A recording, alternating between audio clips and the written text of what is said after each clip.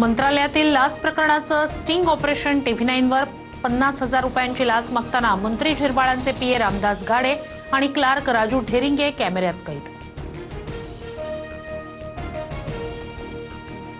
पायलटनं दादांचं विमान मुद्दाम खाली आपटलं। कौटुंबिक अडचणींमुळे पायलटला ब्लॅकमेल करण्यात आलं होतं का?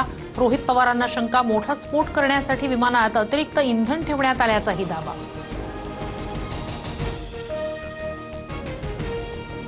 विलिनीकरणानंतर आम्ही एनडीएत जाणार ही गोष्ट काही लोकांना आवडली नाही किंवा दादाच एनडीएतून बाहेर पडतील म्हणून एक गट नाराज होता। दोघांपैकी एका दृष्टिकोनातील गटानं हा अपघाताचा कट रचला होता का? रोहित पवारांचा मोठा आरोप।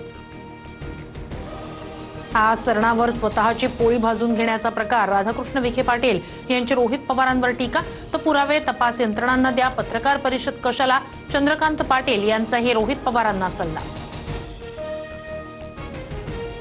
भिगवणमध्ये तरुणीचं अपहरण झाल्याचा दावा। आयान शेख आणि अझहर शेख यांनी अपहरण केल्याचा कुटुंबियांचा आरोप। तर अपहरणाच्या आरोपानंतर पडळकर आणि संग्राम जगताप यांच्या उपस्थितीत हिंदू जन आक्रोश मोर्चा। हे अपहरण नाही तर स्वतःच्या मर्जीनं मुलासोबत गेले।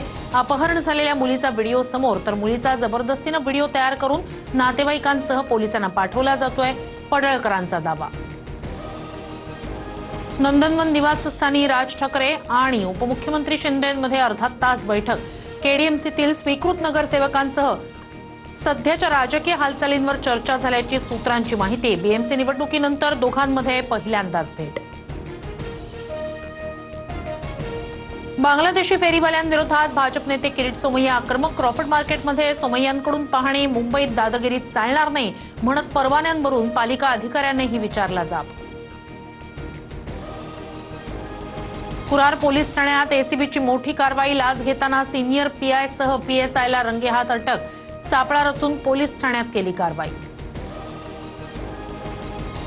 मध्य पूर्वेत अमेरिकेची मोठी लष्करी हालचाल। F-22, F-35 आणि F-16 सह 50हून अधिक लढाऊ विमानं तैनात।